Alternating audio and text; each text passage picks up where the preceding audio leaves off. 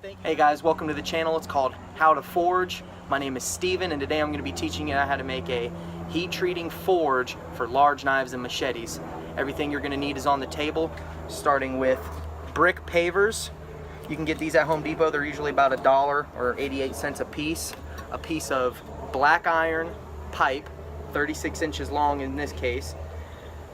Make sure you get black iron pipe, guys, because if you get galvanized pipe, the zinc will heat up and release in the air, and that can cause brain damage. You're also going to need plaster of Paris. I also got this at Home Depot. It's about $6. You can find it in the drywall section. A cup of sand. I just scooped this out of my yard, but you can use whatever kind of sand you'd like. Just try to clean it up as much as you can. An angle grinder with some cutoff wheels. A razor knife, obviously with a razor. A drill with a step bit. You'll see why. And a beer can or soda can. This is going to be the flange that you connect everything together with. The hair dryer is to push oxygen into the charcoal to actually get everything heated up, and duct tape. And just stay tuned, guys. We're going to make it right now. Guys, step one to this video is you got to secure your black iron pipe to a table. I don't have a pipe vise, so I just kind of taped it to the table, which should work just fine for this. What we're going to do is we're going to take our angle grinder with a cutoff wheel and cut a line all the way up the length of our forge. I'm just going to hop right on in, but safety first. Get your glasses on, guys.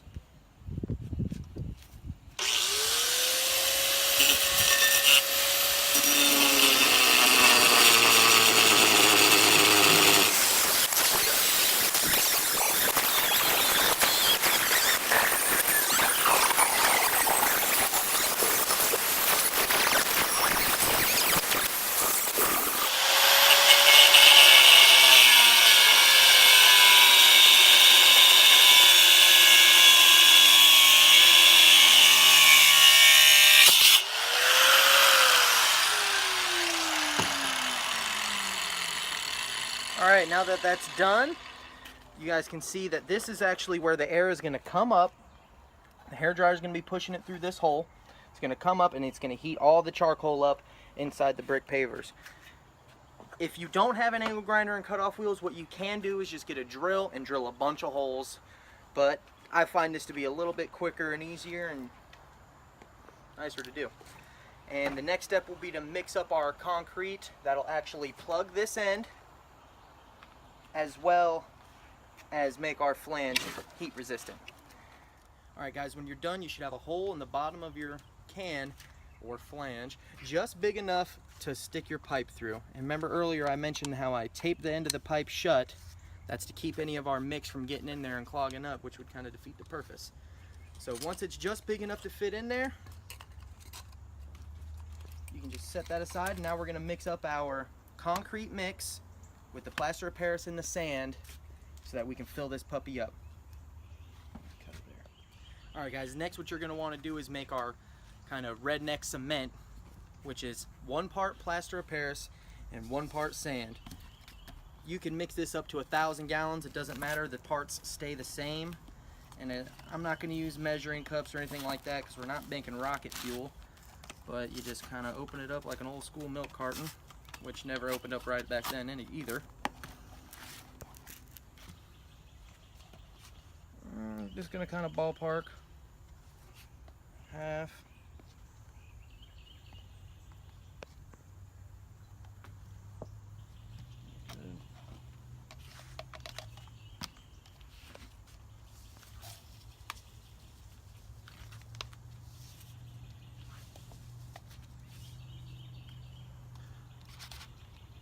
So you can see they're just about the same in the cup. That's kind of how I'm doing it. Mix it all together.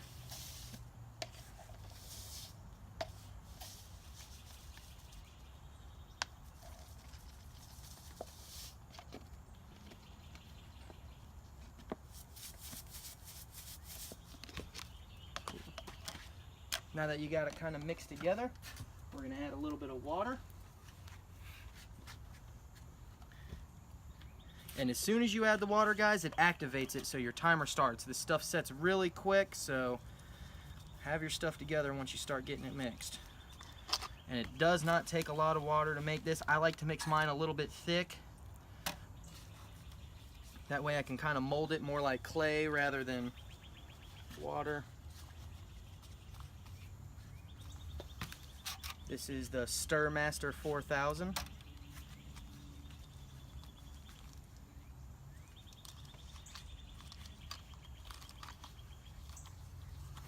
And you're just trying to stir until it's all nice and mixed together. Like I said, I like to stir it a little bit thicker, but I added just a little too much water. No big deal, it'll still cure. It looks like you gotta make sure you get everything. Maybe that'll help me.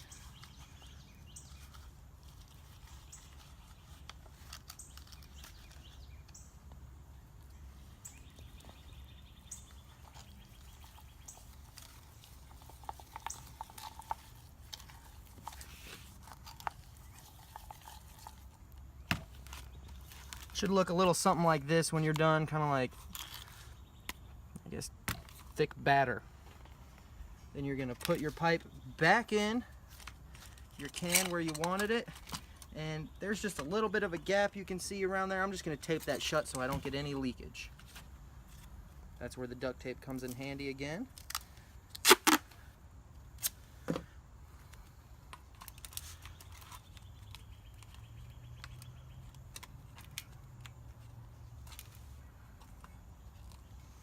Just rip off a piece and try to seal it as much as possible. So then you got yourself a little bit of a bowl in there. We're going to try to fill it up all the way, not covering the pipe.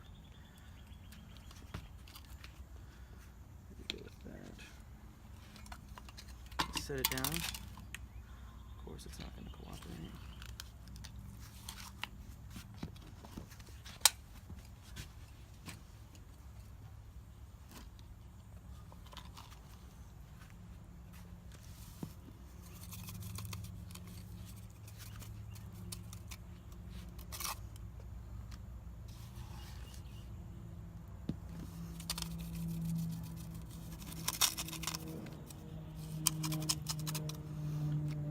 Try to get it in there as evenly as possible. Again, we want the pipe to be on the bottom. That's just gonna have to get charged to the game.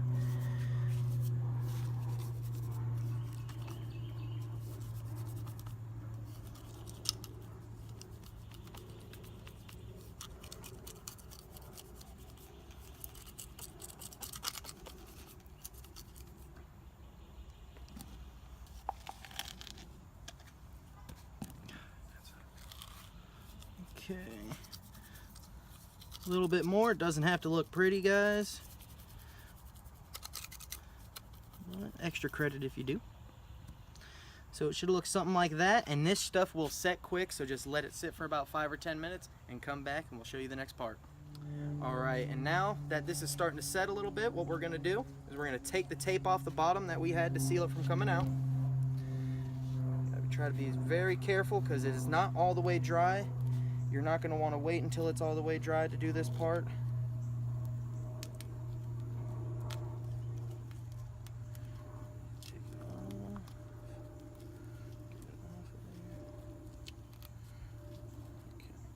Then you are going to slowly push the pipe through. Sounds scarier than it actually is. Just be as careful as you can, and you pull the pipe all the way through, and you should be left with that. It's still kind of malleable at this point, so if there is any breakage or mistakes that were made, just get in there and fix it with your hand. Stuff ain't gonna hurt you guys. And you should be left with a hole that you can fit your pipe through, and a can that is gonna act as our flange.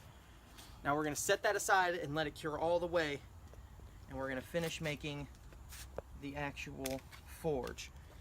Now the way this is working right now is the flange is going to end up going on this end. Hook the hairdryer up, it's going to blow air through all this crack.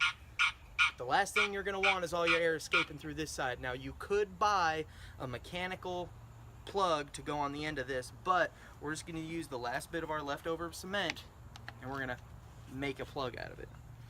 Again, guys, it ain't gonna hurt you, so get on in there.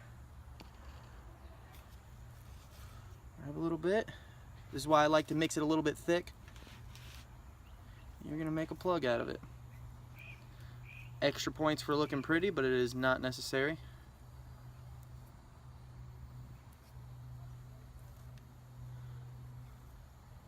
All right. Once it's plugged, now you just wait and let it cure all the way, and you're ready for assembling. All right guys, now we're at the final part. This is the fun part. It's assembly and testing it. So you got your pipe. You can tell that the plug is sealed when it's getting that nice white color to it.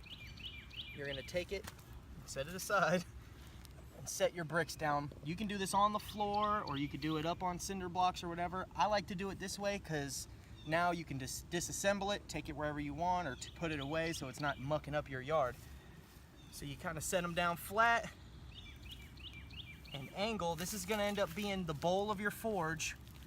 You want it to be just big enough to fit your pipe in there. Then you're gonna take your flange that you made, you're gonna slide it whole end towards your pipe, and then you're just gonna duct tape your hair dryer to it. That's gonna give you the perfect seal you want, and it's gonna push all the air through our channel.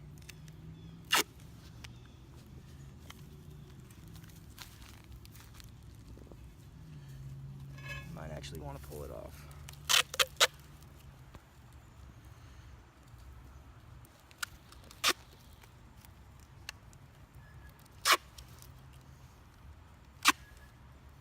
Don't take nearly as much duct tape as I use, but duct tape's cheap.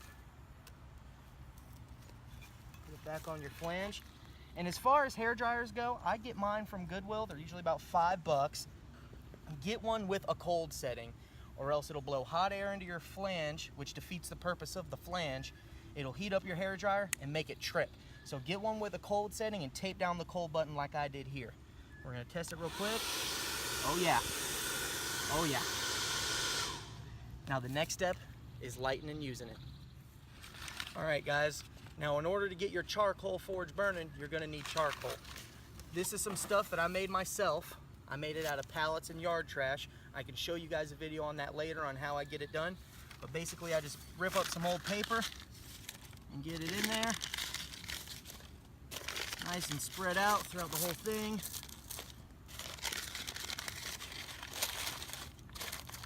Then I cover it in charcoal.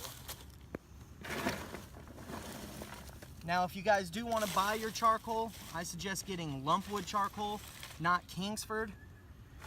Kingsford's what you cook with. Cowboy brand lumpwood charcoal to me is stuff you can forge with, and I think it tastes better too, so I would just switch from Kingsford. Sorry Kingsford, Cowboy brand's better. But the best is the cheapest, which is the stuff you make at the house. So now that we got our forge nice and loaded up, we're gonna get it burning. You can use a lighter, or you can cheat like I do, and I use a torch. Just try to light it up in as many different places as you can.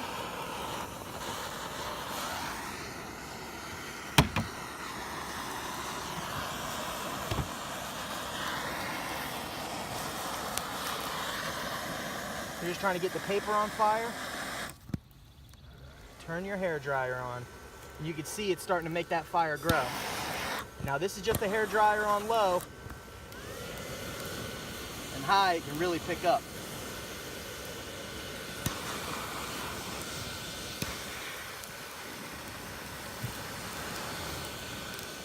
Now again guys, I want to stress safety. This obviously gets very hot. If this is what you use to heat metal up, it's red hot. So don't stick your hands in there. You're gonna have a bad time. Now that the forge is all the way hot, what we're gonna do, we're gonna stick a piece of iron rebar in there to see if we can get a long section of it all red hot at the same time.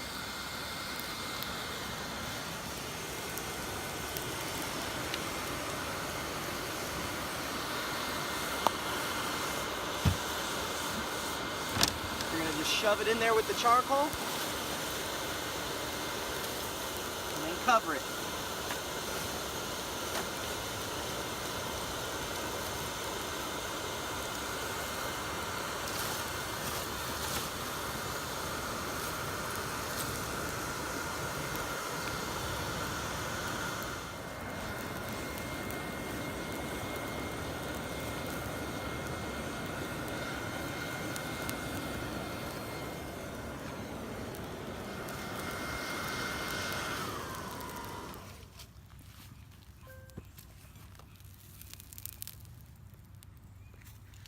Thank you guys for watching. If you want to go ahead, hit the subscribe button. I got lots of videos coming, include the how to make a charcoal video, and I'm also going to make a small knife making forge, also with the same charcoal. If you got any questions, leave them in the comment section. I'm happy to answer any of them. And if you have any requests for videos, let me know. Thank you.